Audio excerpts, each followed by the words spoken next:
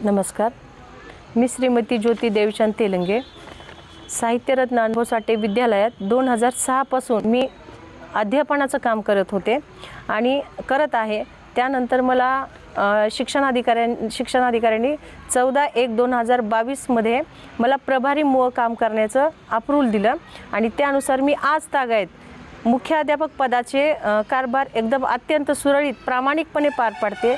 अद्याप मी शासकीय काम, ऑनलाईनचे काम, युडाईसचे काम, तसंच शाळेतील कुठल्याही विद्यार्थ्याचे काम, कुठल्याही प्रकारचं शालेय पोषणचं काम मी अद्याप सुरळीत पार पाडते आणि अद्याप करत आलेली आहे। मी 10वीचे शालांत SSC बोर्डाचे परीक्षेचे पेपर गेल्या 3 वर्षापासून मी स्वतः करते, स्वतः घेत आहे आणि रिझल्ट पण माझ्या शाळेचा गेल्या वर्षी रिझल्ट माझ्या शाळेचा 85% लागलेला आहे आणि माझी पेमेंट पण चालू होती। शासकीय पद्धतीने माझे पेमेंट चालू होती। त्याचप्रमाणे आज तागायत मी काम करत आहे। पण शिक्षण अधिकाऱ्यांनी काही आदेश न देता, काही पत्र मला न देता, काही सुनावणी माझी न घेता अचानकपणे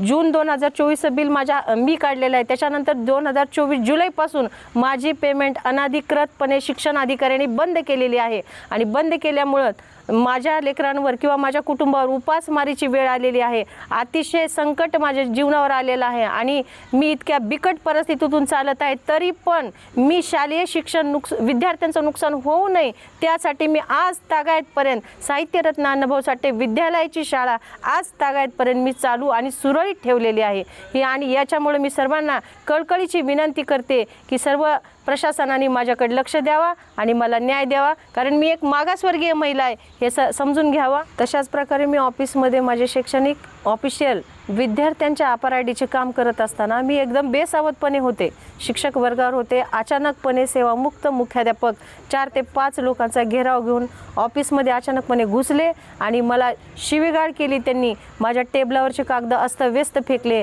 आणि तू काही या शाळेची मालकी नाहीस का, तू चल शाळेच्या बाहेर निघ, अशी त्यांनी वाच्यता केली आणि वात्रट बोलले। त्यावेळेला मी बाहेर आले आणि मग त्याच वेळेला विद्यार्थी, शिक्षक हे सर्व पाहत होते आणि मला असं म्हणायचे की विद्यार्थ्याचं शैक्षणिक नुकसान होऊ नये याच्यासाठी मी हमेशा तत्पर असते आणि त्याच्यामुळेच मी प्रशासनाला अशी विनंती करते की ह्या सर्व गोष्टीकडे तुम्ही लक्ष द्यावं, कारण की एकमेव असं साधन आहे की याच्यावरच माझी उपजीविका भागते। मला 2 मुलं, मला माझं कुटुंब आहे आणि त्याच प्रकारे विद्यार्थ्यांचं शैक्षणिक नुकसान होऊ नये या दृष्टिकोनासाठीही प्रशासनाने माझ्याकडे लक्ष द्यावं। मी वारंवार प्रशासनाकडे सुद्धा गेले होते पण त्यांनी माझ्याकडे दुर्लक्ष केलं आणि त्या घटने दिवशी 11/12/2024 दिवशी ह्यांनी आले आणि त्याच्यानंतरच हे एवढा सगळा गोंधळ केल्याच्या नंतर मी पोलीस स्टेशनला, विवेकानंद पोलीस स्टेशनला गेले आणि त्यांच्यावरती हा गुन्हा नोंद झाला आणि तब्बल 17 ते 18 लोकांवरती FIR फाटलेला आहे। तरी पण मला सारख्या ते धमकी देतात, सारखं बोलतात आणि ह्याची नोंद सर्व प्रशासनाने घ्यावी एवढी सर्वांना माझी विनंती आहे।